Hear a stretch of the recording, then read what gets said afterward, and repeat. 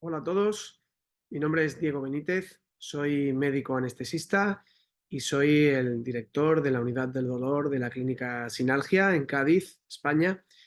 Y en primer lugar, pues agradecer al Pain Institute of Spain, en especial a Manolo Herrero, por su invitación y por llevar ya pues este segundo año, segunda edición que nos permite participar con este elenco de profesores que nos acompañan. Para mí es un honor y un orgullo poder participar y mi presentación pues va a versar sobre las neuropatías periféricas del miembro inferior, sobre todo el diagnóstico ecográfico y el tratamiento. Aquí pues, la idea es conocer los síndromes de atrapamiento nervioso periféricos más prevalentes en nuestra clínica habitual, conocer la anatomía de los nervios implicados, la clínica que va a dar, la clínica neuropática, cómo podemos diagnosticarlo y cómo podemos realizar posibles tratamientos. Dentro de los síndromes de dolor neuropático del miembro inferior, la radiculopatía lumbosacra representa su forma más común. En esta sesión vamos a repasar la afectación neuropática de los nervios periféricos. Vamos a comenzar por el nervio femorocutáneo lateral. Este nervio se forma a partir de las divisiones anteriores de las raíces L2 y L3, fundamentalmente.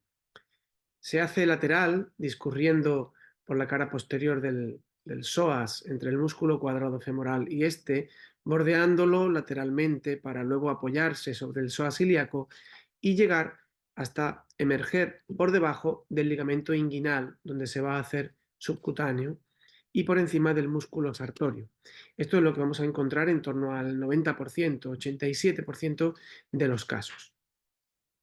En cuanto las causas favorecedoras para sufrir este problema, pues se encuentran la obesidad, el abdomen globuloso descolgado, caído, los cinturones apretados, el hecho de, o pesados, el hecho del embarazo, el tercer trimestre, cirugías de la cadera, a veces tomas de muestras de la espina ilíaca para otro tipo de cirugía, toma de injertos. Incluso lo vemos habitualmente en deportistas con mucha demanda energética, deportistas de élite, de alto impacto, donde encontramos calcificaciones insercionales en las entesis de los músculos que se insertan en la espina ilíaca anterosuperior. Esta afectación pues, va a producir un dolor neuropático con disestesias, con alodinia en la cara lateral del muslo y más raramente suele sobrepasar la línea articular de la rodilla por la cara lateral. Suele confundirse con problemas del trocánter mayor, a veces la cadera, y entonces el paciente, patología inguinal, y el paciente suele venir a la consulta pues ya un poco castigado por diagnósticos de presunción y con bloqueos diagnósticos que no han sido efectivos. Cuando hay una afectación, como veis en la imagen, ahí a nivel de la cresta ilíaca, pues vamos a encontrar ese patrón de dolor neuropático como se muestra en la zona roja dibujada sobre el muslo. Para la exploración ecográfica, pues usaremos sondas lineales, comenzando en la zona más alta del muslo, entre el tensor de la fascia lata y el sartorio, y ahí quedará una especie de ojito de tejido adiposo donde encontraremos en el centro la rama o ramas ya divididas de este nervio femorocutáneo lateral. El nervio irá ascendiendo, medializándose a medida que subimos con la sonda hasta encontrar la espina ilíaca anterosuperior, donde se profundizará por debajo del ligamento inguinal. En caso de patología, pues aparecerá esa alteración del patrón fibrilar. Aquí tenemos la imagen, aquí tenemos la fase al tensor, aquí tenemos el sartorio y cómo el nervio se va a ir viniendo por encima del sartorio hasta aparecer la espina ilíaca anterosuperior y aquí el nervio pierde su patrón fascicular, se engrosa, se pone hipoecoico y fijaos cómo aquí aparece una calcificación de la entesis del músculo sartorio. Ahí es donde el paciente, en este caso, pues tenía el problema y daba lugar a ese dolor que cuando estiraba la pierna para la zancada más larga, pues aparecía el dolor, el calambre, etc. Bueno, pasamos ahora a la patología compresiva del nervio pudendo. Este es un nervio bastante complejo y conflictivo. Se trata de un nervio mixto que resulta de la unión de las divisiones anteriores de los nervios sacros S2, S3 y S4. Saldrá por el agujero ciático mayor, por debajo del músculo piriforme, para acercarse a la espina isquiática. Aquí pues, se va a colocar entre los ligamentos sacroisquiático y sacrotuberoso en lo que denominaremos la entrada al canal de Alcock. Dicho canal es un canal fibroso que se encuentra en la parte medial del músculo obturador interno y es fuente de bastante frecuencia de atrapamiento a este nivel del nervio. Por este canal va a descender por la cara medial, como decimos, del músculo obturador interno y va a ir hacia la zona perianal, perineal y genital, dando las diferentes ramas. Otras zonas de posible afectación, ahí lo tenemos, otras zonas de posible afectación son en la periferia de la cápsula prostática y en los bordes perianales, como ocurre en la cirugía de hemorroides. El paciente mostrará un dolor de características neuropáticas en la zona perineal, en la zona perianal y genital, hasta incluso la zona del clítoris en la mujer o la zona del glande en el varón. Aquí tenéis esa zona donde puede llegar a doler. Aquí debemos diferenciar la patología compresiva de la neuropatía, la fibrosis postquirúrgica, y forma parte de este difícil y complejo diagnóstico diferencial en el dolor del suelo pélvico. Aquí tenéis una imagen ecográfica, un vídeo donde se abre la escotadura ciática mayor. Ahí tenéis la arteria glútea superior. Seguidamente vamos a ver el músculo glúteo mayor y debajo el músculo piriforme y debajo el nervio ciático, que lo tenemos aquí. Este sería el piriforme, aquí el ciático. Seguidamente, si seguimos bajando, este hueso redondo se va a poner plano y empezarán a aparecer, el nervio va a ascender para hacerse superficial a este músculo gémino superior. Aquí tenemos la espina isquiática y medial, la arteria y el nervio pudendo. Aquí tenemos el ligamento sacroisquiático y el ligamento sacrotuberoso. Aquí es un engrosamiento de la aponerosis posterior y profundo del glúteo mayor. Ahí es donde lo podemos pillar con una punción en plano de medial a lateral. Haremos una estimulación motora donde vamos a encontrar movimientos del esfínter anal interno del lado que estemos estimulando. Vamos a explicar ahora la neuropatía de los nervios clúneos superiores. Estos nervios clúneos superiores se forman a partir de las divisiones de los nervios desde T12 a L3 y son largos nervios que van a recoger la sensibilidad cutánea de la parte posterior y superior del glúteo, supraglútea y de la nalga. Aquí podemos encontrar patología compresiva a nivel de la cresta ilíaca posterior-superior o ser el resultado de un dolor referido de un problema más alto, como puede ser el síndrome de la charnela dorsolumbar, así como la patología miofascial de otros músculos implicados en la periferia, como puede ser el músculo cuadrado lumbar. Es curioso que desde que aparecen estos ecógrafos de alta tecnología, el número de publicaciones de los nervios clúneos superiores se dispara. Y todos vamos a buscar ahí, a la cresta ilíaca postero superior. Suele haber un problema a nivel de la cresta ilíaca, claro, reconocible, y que podría implicar estos nervios. Pero cuando esto no ocurre y el paciente tiene ese dolor ahí, localizado, unilateral, tenemos que mirar también arriba, en la charnela lumbosacra. Esto no es nuevo y esto pues, se publica y se describe en el año 1892 por un traumatólogo francés, Robert Meigne, y este pues, refiere que hay que diferenciarlo y forma parte del diagnóstico diferencial del dolor lumbar sin radiculopatía. ¿Vale? Se trata de un dolor lumbar bajo con un origen alto, que el paciente refiere focalizado en la zona glútea alta, en la zona del trocánter mayor e incluso en la zona inguinal. La mayor parte de las veces este diagnóstico va a ser clínico y no vamos a tener una prueba de imagen fehaciente ni que nos pueda ayudar. Aquí podemos hacer un bloqueo diagnóstico sobre la cresta ilíaca posterior superior para ver si hay un problema compresivo de estos nervios ahí a nivel de la cresta ilíaca, de alguno de ellos, porque son varios, o si por el contrario fallara, podríamos irnos a los ramos posteriores de las raíces desde T12 hasta L3. En caso de que este dolor lumbar bajo tenga este origen alto, lo presupongamos, el bloqueo diagnóstico debemos realizarlo, como digo, a nivel de los ramos mediales posteriores, de T12 a L3, del lado que duele, y valorar la evolución.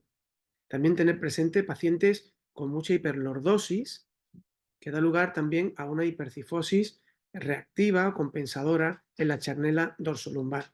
Aquí, pues, la guía ecográfica pues, nos va a ayudar con nuestra proyección paramedial oblicua en ese plano transverso, donde visualizamos esta W y cuya parte externa representará la unión del proceso articular superior de la vértebra inferior con su transversa. Y aquí podremos realizar la punción en plano, ya sea desde medial, como en el vídeo, o desde lateral. La punta de la aguja llegará a ese valle de esa V externa y ahí con una estimulación motora a 2 hercios revelará el movimiento de esa musculatura erectora sin movimientos más distales, ni movimientos del psoas, ni movimientos del cuadrado. Aquí tenéis una estimulación donde se ve la musculatura más medial, la musculatura posterior medial, la musculatura erectora multifidus fundamentalmente, y como el resto de la musculatura pues no se contrae, el psoas no se va a contraer. También quería comentar esta cirugía que la hacemos cuando hacemos cirugía en neuroestimulación medular, donde encontramos ese síndrome del bolsillo doloroso frecuente en pacientes implantados con neuroestimulación, que podría ser otra causa de posible lesión posquirúrgica. Pero curiosamente, o al menos en nuestra experiencia más cercana, no suele tener una irradiación más allá de los márgenes del propio bolsillo y no tiene ese patrón como hemos visto. Seguimos adelante y vamos ahora a desarrollar la patología, otra patología frecuente y creemos que infradiagnosticada, que es la patología compresiva y neuropática del nervio femorocutáneo posterior. Este nervio sale por el agujero ciático mayor también, por debajo del músculo piriforme y superficial a ese complejo obturador géminis. Va a dar ramas cutáneas para la cara posterior del muslo sin sobrepasar más allá del hueco popliteo habitualmente y de las ramas genitales y damas recurrentes, llamados también nervios culúneos inferiores. A veces, dolores de tipo neuropático del área cutánea genital lo achacamos directamente y erróneamente al nervio pudendo, y puede que exista una compresión del nervio femorocutáneo posterior y nada que ver el nervio pudendo. Probablemente en las proximidades de la tuberosidad isquiática, y el paciente además se lleva la mano ahí, ¿no? a la posadera donde nos sentamos cuando apoyamos en la silla. De hecho, va a dar ramas genitales que llegan en la mujer hasta los labios mayores y tenemos que tenerlo presente y no solamente dar ese diagnóstico de neuropatía del pudendo como primera y única opción. Bueno, pues como decimos, es un nervio puramente sensitivo. Vamos a encontrar, por tanto, alodinia, disestesias, hiperalgesia en esa cara posterior del muslo, sin sobrepasar el hueco popliteo o solo centrado en la parte más genital. ¿Eh? Una afectación más distal pues nos debe hacer sospechar de la afectación de ramas del nervio ciático mayor, como veis en la imagen. Aquí en la exploración hemos comenzado desde la espina isquiática, donde se visualiza la arteria glútea menor y la arteria pudenda interna, y más a medial ese nervio pudendo. Desde aquí vamos a descender, como veis, y vamos a visualizar el músculo cuadrado femoral con el nervio ciático apoyado en él, y hacia medial vemos la tuberosidad isquiática y el inicio insercional del tendón conjunto. Fijaos cómo hay una pequeña arteriola que estaba latiendo medial a ese nervio ciático que se quedará lateral a esa arteriola, y más medial a la arteria encontraremos el nervio femorocutáneo posterior.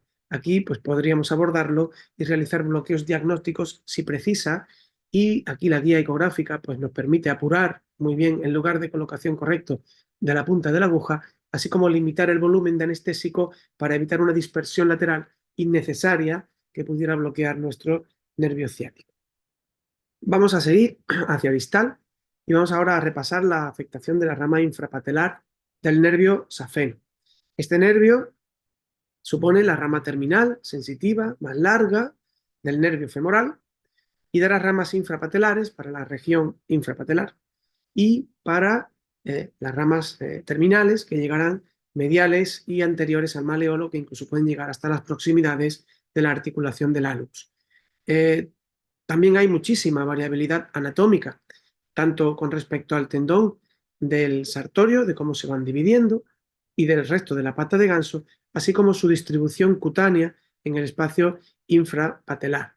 Esta patología pues, la tienen bastante en cuenta los traumatólogos cuando hacen artroscopia de rodilla durante la punción para la introducción de los portales de trabajo. Y si tenéis un dolor muy de tendón rotuliano después de esta cirugía, pensad en una posible afectación neuropática de alguna de las ramas infrapatelares que, como veis, tiene una disposición y una variabilidad enorme, como demuestra este estudio donde se estudiaron la disección de 20 rodillas donde había una alta variabilidad de este nervio. Aquí, por ejemplo, pues tenemos un corte a nivel interno de la línea media, vemos el sartorio, vemos la arteria y ahí tenemos ese nervio, ahí sale una arteriola hacia el vasto medial y aquí tenemos el nervio safeno. Este nervio se va a hacer cutáneo y va a dar la rama infrapatelar y otro nervio que puede bordear la parte posterior del sartorio y será la rama ya terminal, que será la que llegará hasta el maleolo interno. Aquí podemos ver y abordar ese nervio infrapatelar antes de que se haya subdividido o se haya o tenga más variabilidad anatómica más distal, ¿no? Más cutánea. Seguimos, ya casi por último, vamos a descender para valorar el nervio peroneo superficial.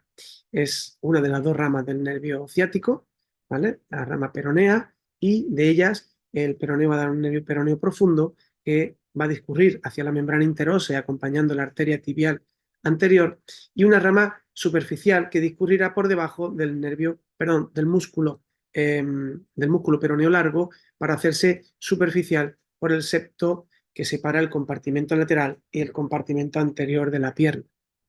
Es un nervio mixto, que arriba va a inervar estos músculos peroneos y luego un componente sensitivo distal que va a recoger la sensibilidad del dorso del pie por la rama más medial y de la cara lateral también del pie hasta el borde externo, que ya eso será del nervio sural. La parte concretamente del primer espacio interdigital será tributario del nervio peroneo profundo. Por tanto, su afectación, que la vamos a encontrar ahí justo cuando atraviesa esa fascia crural, nos debe hacer sospechar de un dolor neuropático, un dolor que aumenta con los ejercicios, sobre todo en ese deportista, golpes, traumatismos directos, cirugías, cicatrices que impliquen esa zona y donde tenemos que ir a buscar este nervio cuando atraviesa esa fascia crural y podría estar afectado.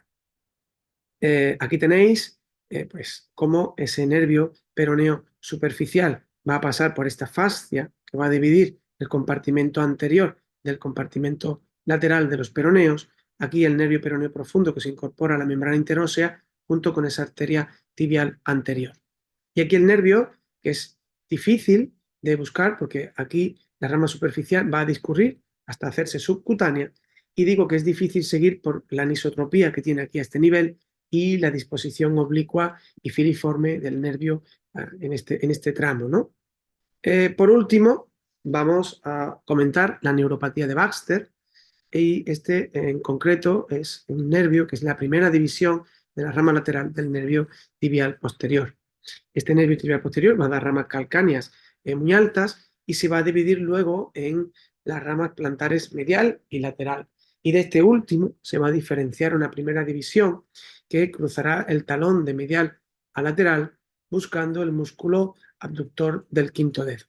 Esto forma parte de lo que conocemos como una talalgia refractaria, porque el paciente en principio viene como una entesopatía, una fasciopatía crónica, una fascia plantar engrosada, también la podemos tener, dolor que aumenta con el ejercicio de carácter neuropático y que no va a haber un alivio con tratamientos convencionales. No tiene mucho que ver con la fascitis plantar, que el dolor es inicial, un dolor inflamatorio y que mejora con el paso con el aumento del ejercicio cuando se va calentando, entre comillas, esa fascia.